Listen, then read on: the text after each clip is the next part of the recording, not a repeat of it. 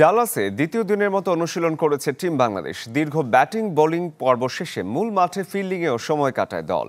অনুশীলন ঘাটতি কাটিয়ে টানা দুদিন পূর্ণোদ্যমে ঘাম ঝরিয়েছে বাংলাদেশের ক্রিকেটাররা। আর এক সেশনে অনুশীলন করেই শ্রীলঙ্কার মুখোমুখি হবে টাইগাররা। যুক্তরাষ্ট্রের ডালাস থেকে রেজানুজ্জামানের রিপোর্ট। 22 গজের রহস্য উন্মোচনের চেষ্টায় চন্ডিকা হাথুরু সিংহে। বিশ্বমানের থার্মিক্স রড, সালাম স্টিল থার্মিক্স, দেশের একমাত্র থার্মিক্স রড। আগের দফায় যা পারেননি, টর্নেডোর কাছে হার মানতে হয়েছে। এবার আসল পরীক্ষা বিশ্বকাপ ম্যাচ। দুদফা মিলে সপ্তাহখানেক থেকেও গ্র্যান্ড প্যারি স্টেডিয়ামের সাথে চেনা পরিচয় খুব বেশি নয় বাংলাদেশ দলের। শুধুই জানা এখানকার গরম।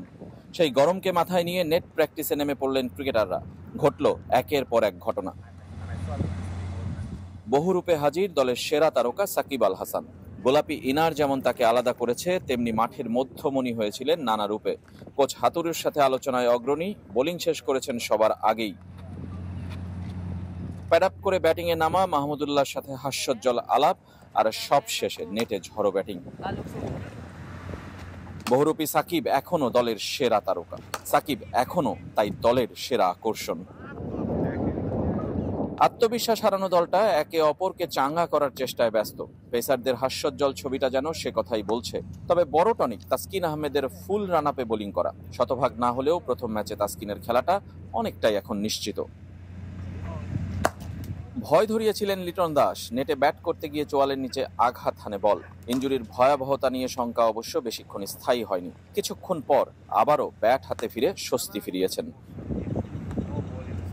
স্পিনার নাজমুল শান্তকেও এদিন দেখা গেছে। অন্যদের মতো অধিনায়ককেও টিপস দিয়েছেন স্পিন কোচ মোস্তাক আহমেদ। 1.5 ঘন্টার দীর্ঘ ব্যাটিং পর্ব শেষে মূল মাঠে ফিল্ডিংয়ে ব্যস্ত ছিল দল। অনুশীলন ঘাটতি কাটিয়ে টানা দুদিন পূর্ণোদ্যমে ঘাম ঝরালো বাংলাদেশ দল। আর এক সেশন পরই আসল পরীক্ষা। উত্তপ্ত ডালাসে তপ্ত হবার চেষ্টায় বাংলাদেশ দল। মাঠের পারফরমেন্সে কতটা জ্বলে উঠতে পারবে টাইগাররা, তারই পরীক্ষা হচ্ছে এই নেটে।